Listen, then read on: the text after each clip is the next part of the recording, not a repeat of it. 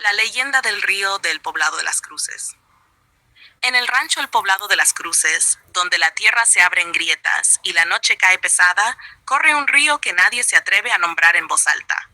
No porque no tenga nombre, sino porque decirlo es llamar su atención. De día parece un río cualquiera, pero cuando el sol se esconde, el agua se oscurece como si algo antiguo despertara en su fondo. Los viejos aseguran que ese río no nació de lluvia ni de manantial, sino de promesas rotas. Hace muchos años, un hombre llamado Ezequiel Rocha llegó huyendo con el pecado cargado en la espalda. Robó ganado, traicionó a su hermano y juró no volver atrás. Al cruzar el río de noche, pidió ayuda. El agua lo dejó pasar, pero le cobró la memoria. Ezequiel vivió muchos años más, sin recordar quién era ni por qué temblaba cada vez que oía correr el agua. Desde entonces, el río cobra recuerdos. A la medianoche, cuando todo calla, el río susurra nombres. No los grita, los pronuncia despacio, como quien prueba un filo. María Antonia Cruz lo escuchó una vez. Bajó con una vela temblorosa buscando a su esposo desaparecido. El río le habló con la voz de él y le pidió un recuerdo a cambio. Ella dejó una fotografía. Al amanecer encontró el cuerpo y perdió el amor que sentía. Lloró sin saber por qué. Otros regresaron peor. Tomás el herrero volvió sin reconocer su casa. Isabelita, que cantaba en las fiestas, volvió sin voz. Don Jacinto el rezandero volvió sin fe. El río no ahoga cuerpos, ahoga lo que somos. Dicen que si miras tu reflejo de noche, el río aprende tu rostro. Primero copia tu sombra, luego tu andar. Y cuando crees que sigues siendo tú, ya es el río el que camina detrás. Por eso, en el Poblado de las Cruces, nadie se acerca después de las 12. Se deja una cruz de carrizo, una moneda vieja o una promesa falsa. No se le pide nada, porque el río no perdona, recuerda. Y siempre, siempre cobra. Lo que el río devuelve.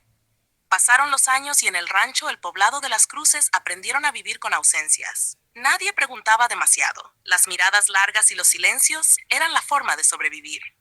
Pero el río no se conformó con recuerdos, quiso algo más. Una temporada de sequía, el agua bajó tanto que dejó ver el fondo. Entre piedras y lodo aparecieron objetos, un anillo torcido, una peineta, botones, una medalla oxidada. No eran basura, eran recuerdos convertidos en cosas. Quien reconocía alguno sentía un vacío inmediato, como si algo dentro se apagara para siempre. Fue entonces cuando Mateo Cruz, nieto de María Antonia, decidió desafiar al río. No buscaba respuestas, sino justicia. Decía que el agua había robado demasiado. Bajó una noche sin luna, llevando una cuerda y una cruz vieja. No rezó. No pidió permiso. El río lo llamó por su nombre completo, igual que lo hacía su abuela cuando estaba enojada. Mateo sintió miedo, pero siguió. El agua se agitó y le ofreció un trato. Devuélveme lo que me pertenece y te daré lo que perdiste. Mateo entendió tarde. El río no hablaba de objetos, hablaba de sangre. A la mañana siguiente encontraron la cuerda enredada en un tronco. Mateo no estaba. Días después regresó caminando por el camino del rancho. Saludó a todos. Sonrió. Pero no recordaba su nombre ni a quién pertenecía la cruz que llevaba colgada al cuello. Desde esa noche el río cambió. Ya no solo quitaba recuerdos, los regresaba mal puestos. Personas que recordaban vidas ajenas, niños que soñaban con muertes que no eran suyas, ancianos que despertaban hablando con voces jóvenes. Los viejos dicen que el río está lleno y desbordado de lo que ha robado, que pronto necesitará soltarlo todo. Y cuando eso pase, el Poblado de las Cruces desaparecerá bajo un amanecer sin memoria, donde nadie sabrá quién es ni de dónde viene. Por eso ahora, cuando el río suena distinto, nadie duerme tranquilo. La noche en el Poblado de las Cruces llegó sin grillos. No hubo viento ni luna. El río, en cambio, creció sin lluvia, como si alguien lo inflara desde abajo. Las orillas desaparecieron y el agua tomó el color del hierro viejo. Los que aún recordaban algo sintieron el tirón primero, una punzada en la cabeza, un hueco en el pecho. Los que ya no recordaban nada, caminaron hacia el río con calma, obedientes como quien vuelve a casa. Nadie gritó, nadie los detuvo. Mateo fue visto por última vez de pie frente al agua, con la cruz al revés colgándole del cuello. Sonreía. El río le habló sin palabras y por primera vez devolvió. No lo que quitó, sino todo junto y mal acomodado. Los recuerdos salieron como peces muertos, risas que no pertenecían, nombres sin rostro, culpas sin dueño. Entonces el rancho entendió.